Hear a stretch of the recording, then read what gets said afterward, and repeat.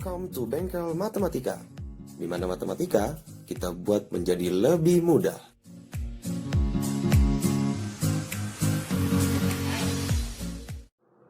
Oke, video saya kali ini saya akan membahas dalil ketujuh tentang turunan fungsi, di mana dalil ketujuhnya itu di mana si hx-nya, fungsi hx-nya itu dalam bentuk pembagian, yaitu pembagian antara fx dengan gx.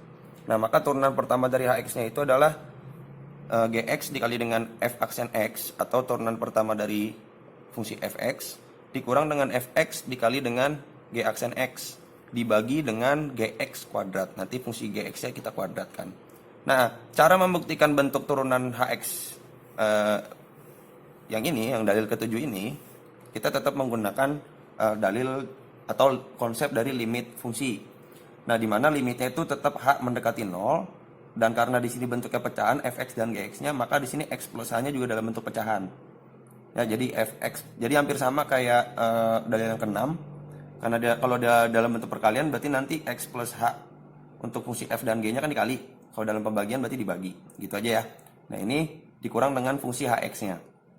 Tetap dibagi dengan h, karena itu adalah konsep limit untuk turunan fungsi. Nah, setelah itu, setelah kita tuliskan ini, maka didapatlah bentuk keduanya seperti ini. Kenapa bisa dapat seperti ini? Karena bagian pembilang kan dalam bentuk pecahan ya. Dalam bentuk pecahan karena penyebutnya berbeda, dia punya penyebut yang berbeda, yang satu gx plus h dan yang satu lagi adalah gx, maka disamakan penyebutnya. Nah, ketika disamakan penyebutnya, maka ini kan penyebut akan ketemu dengan penyebut juga ya. Si h itu kan penyebut juga. Sehingga penyebut yang ini nanti setelah disamakan akan dikalikan dengan si h karena sama-sama penyebut. Hingga akhirnya jadilah seperti ini. Kenapa di sini jadi fx plus h dikali gx? Karena kan nanti fx plus h-nya kan dikali silang aja kan ya. Si fx plus h dikali gx dikali silang, yang fx dikali silang dengan gx plus h. Kalau kita misalnya menyamakan penyebut. Gitu ya. Ini saya rasa ini pelajaran SMP. Biasanya kita kalau SMP itu bukan dalam bentuk fungsi tapi dalam bentuk angka. Ini sama aja sebenarnya konsepnya. Nah, oke. Setelah sampai di tahap seperti ini, kita udah dapat bentuk seperti ini. Hampir sama seperti di dalil ke-6, kita gunakan juga manipulasi bentuk, sehingga nanti bentuknya jadi seperti ini. Limit h mendekati 0, yaitu fx plus h ya. Fx plus h dikali gx dikurang dengan fx dikali gx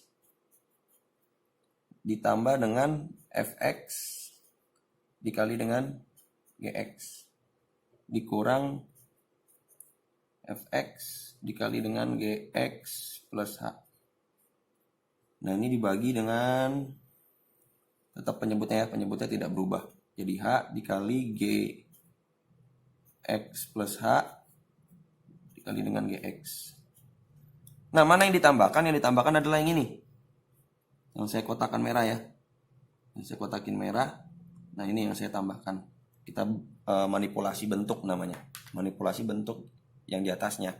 Karena ini tidak mengubah bentuk di atasnya. Hampir sama pokoknya seperti di dalil ke-6. Karena apa? Yang satu tandanya negatif, yang satu tandanya positif. Sehingga kalau misalkan mereka kita hitung, berarti kan hasilnya jadi 0 ya. Jadi bentuk ini sebenarnya sama dengan bentuk ini. Nah, kalau misalnya sudah dapat bentuk seperti ini, maka tetap sama, hampir sama. Pokoknya kayak di dalil ke-6 kita pisahkan nih. Ini, bentuk yang ini kita pisahin. Dan bentuk ini juga kita pisahin. Nah, sehingga nanti kita punya dua penjabaran nantinya ya. Kita punya dua penjabaran. Nah, kalau misalkan saya jabarkan, maka terbentuklah seperti ini. Jadi limit h mendekati 0 itu dari gx. Ini kan sama-sama punya gx ya. Dia karena sama-sama punya gx, bentuk yang kotak yang hijau yang pertama nih. Karena dia punya gx, ini juga punya gx. Gx-nya saya keluarkan. Sehingga jadi bentuknya seperti ini. Gx fx plus h dikurang fx per h. Nanti saya jelaskan kalian kenapa dia per h. Nanti saya jelasin.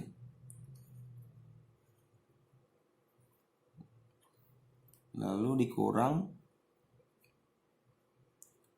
Karena sama-sama punya fx yang ini ya. Sama-sama punya fx, satu kan plus, yang satu min fx-nya tuh. Jadi saya keluarkan, saya buat di sini tandanya jadi negatif aja.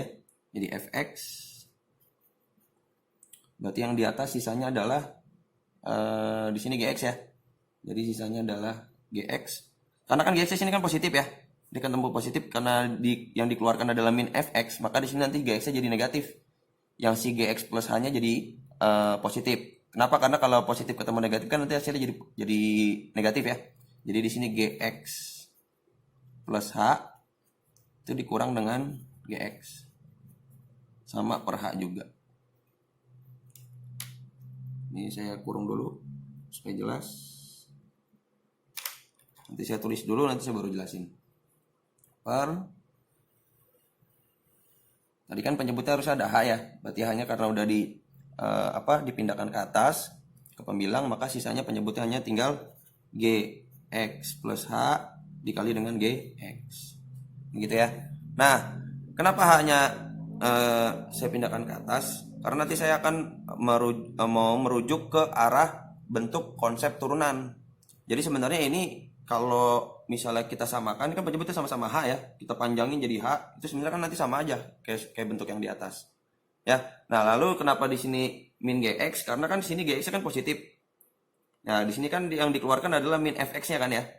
Nah, sehingga nanti kalau min gx dikali dengan min fx hasilnya kan jadi positif tuh.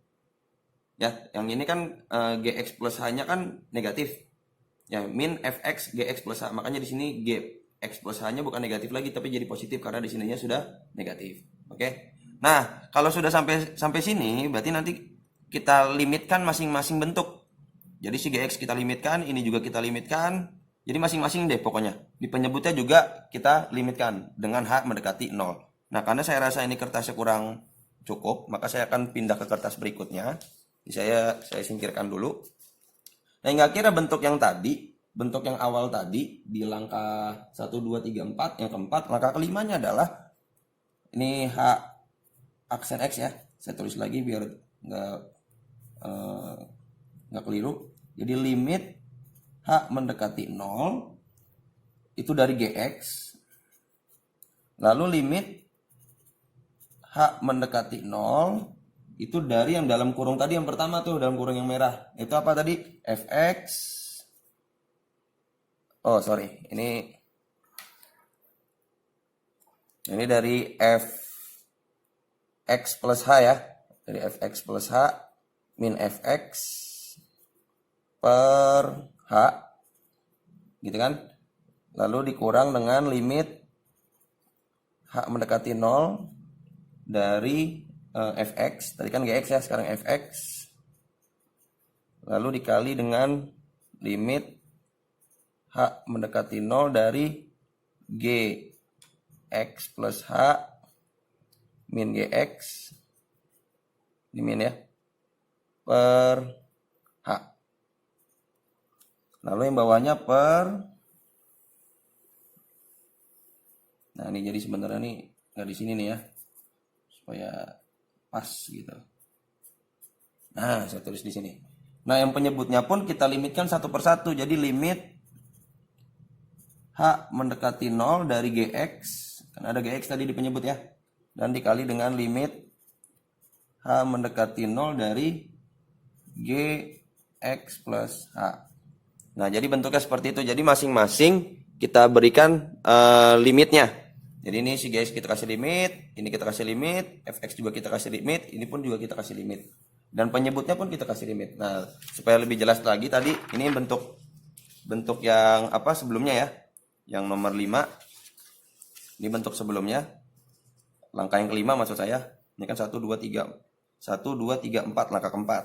Sebelum menuju ke langkah kelima tadi, ini bentuknya masing-masingnya kita kasihkan limit ya. Sehingga di langkah kelimanya itu bentuknya jadi punya limit masing-masingnya. Oke. Nah, setelah menjadi seperti ini kan yang harus disubstitusikan kan h mendekati 0 ya. Karena di sini gx yang nggak ada h-nya, nggak ada h-nya, maka tetap jadi gx saja kan gitu ya. Nah, bentuk ini kan ini adalah bentuk konsep turunan.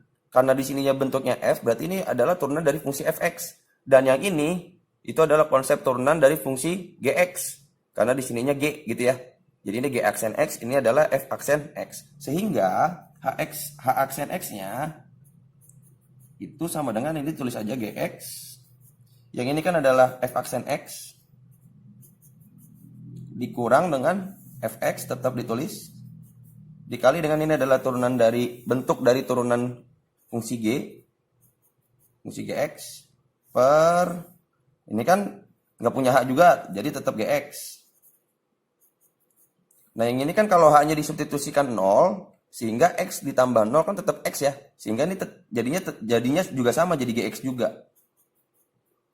Nah untuk yang penyebutnya ini kan H mendekati lagi H aksen X, ini berarti Gx F aksen X dikurang Fx dikali dengan G aksen X per, karena Gx dikali Gx berarti hasilnya adalah Gx kuadrat gitu ya, Gx sekurung siku kuadrat. Nah jadi terbukti itu bentuk di awal tadi, bahwa ketika Hx-nya itu dalam bentuk Fx per Gx, maka turunannya adalah Gx dikali dengan F aksen X dikurang dengan Fx dikali dengan G aksen X per Gx kuadrat. Jadi kira-kira seperti itu cara pembuktian di dalil yang ketujuh. Nah untuk memahami bentuk turunan dari dalil yang ketujuh, di sini diberikan contoh soal. Misalnya tentukan turunan pertama dari fungsi Hx itu sama dengan X kuadrat min 1 per X pangkat 3 plus X untuk X bukan sama dengan 0. Kenapa di sini ada keterangan X bukan sama dengan 0? Karena kalau misalkan disubstitusikan X-nya 0, maka nanti penyebutnya jadi 0. Nanti dia hasilnya jadi tidak terdefinisi ya. Makanya ini di soalnya diberikan keterangan X-nya tidak boleh sama dengan 0. Nah, untuk mengerjakan ini ya, jadi kita misalkan dulu, karena ini kan ada dua fungsi ya dalam bentuk pembagian. Berarti yang ini saya misalkan ini sebagai, yang pembilang itu sebagai Fx. Ini Fx, berarti yang ini sebagai Gx. Ya. Nah, kalau kita sudah misalkan mana yang Fx dan mana yang Gx, setelah itu langkah keduanya kita cari masing-masing dari turunannya. Jadi kita cari turunan dari Fx dan kita juga cari turunan dari si Gx-nya. Sehingga di sini kan Fx ya. Fx-nya saya tuliskan, Fx-nya itu F itu sama dengan X kuadrat min 1. Lalu kita cari turunan pertama dari si fungsi Fx-nya atau F aksen X-nya. Nah ini seperti dalil yang ketiga atau yang keempat ya. Saya juga agak lupa. Nah ini tinggal turun aja. Si 2-nya jadi koefisien, pangkatnya berkurang 1 jadi X. Karena konstanta dia jadi 0 gitu ya. Jadi yang ditulis adalah yang ini saja, jadi 2X. Lalu untuk yang Gx, Gx-nya karena X pangkat 3 plus X, maka G aksen X-nya itu adalah, ini turun juga, jadi 3X kuadrat plus 1. Karena di sini kan dia punya koefisien 1 ya. Oke. Nah, setelah kita dapat turunan dari fungsi F dan dari fungsi G, setelah itu baru kita bisa menggunakan dalil yang ke-7. Di mana dalil yang ke-7 itu misalkan ada fungsi Hx itu sama dengan Fx per Gx, maka turunan dari Hx-nya itu adalah Gx dikali F aksen X dikurang dengan Fx dikali dengan G aksen X per Gx kuadrat. Ini ya kira-kira ya. Nah, setelah itu kita tinggal substitusikan saja. Si Gx-nya kan tadi kita misalkan X pangkat 3 plus X. Jadi kita tuliskan X pangkat 3 plus X dikali dengan F aksen X-nya tadi kita sudah ketemu. Jadi saya kotakin aja supaya jelas. Yang saya kotakin ini adalah turunan dari masing-masing fungsinya. Nah, kita tuliskan 2X dikurang dengan si fungsi Fx-nya adalah X kuadrat min 1.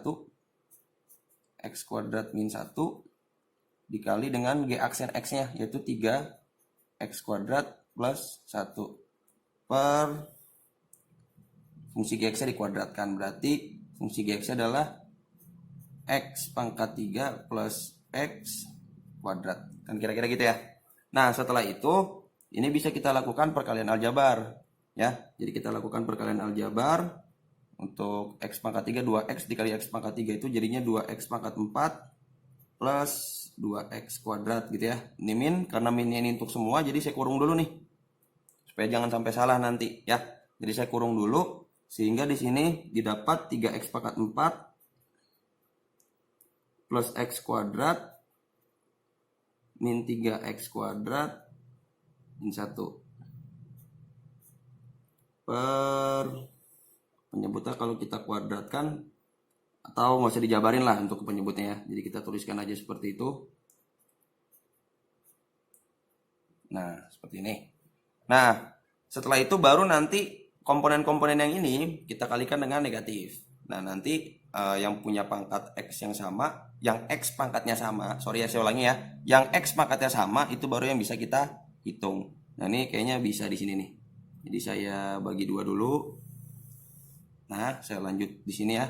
Berarti H aksen X itu sama dengan, nah ini berarti siapa X kuadrat min 3X kuadrat itu kan berarti di sini kan 1, di sini min 3 ya. Berarti min 3 ditambah 1 berarti min 2, nanti ketemu ini jadi plus gitu ya. Jadi plus 2X kuadrat. Berarti nanti di sini jadi 2X pangkat 4 min 2X kuadrat. Ini kan jadi min 3X pangkat 4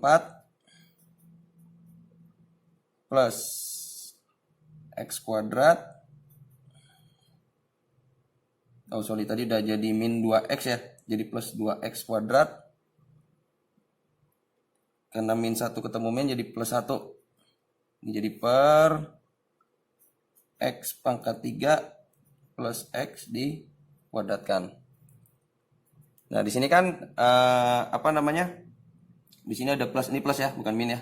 Ini kan plus 2X kuadrat, yang ini juga plus 2X kuadrat. Ini kan dia punya pangkat X-nya pangkatnya sama. Nah, ini juga 2X pangkat 4 dengan min 3X pangkat 4 kan dia punya pangkat X yang sama. Sehingga ini bisa kita hitung ya. Jadi min 3 tinggal ditambah 2 jadinya min X pangkat 4. Yang ini 2X kuadrat ditambah 2X kuadrat jadi plus 4X kuadrat. Yang ini plus 1 per X pangkat 3 plus X kuadrat. Nah, jadi inilah turunan pertama dari fungsi si HX-nya. Nah, jadi kalau misalnya teman-teman mau jabarkan ini juga boleh aja sebenarnya. Jadinya begini ya, kalau misalnya penyebutnya dijabarkan. Sampai sini sebenarnya benar, tapi kalau misalnya mau dijabarin, nggak jadi masalah ya. Jadi saya tuliskan juga penjabarannya.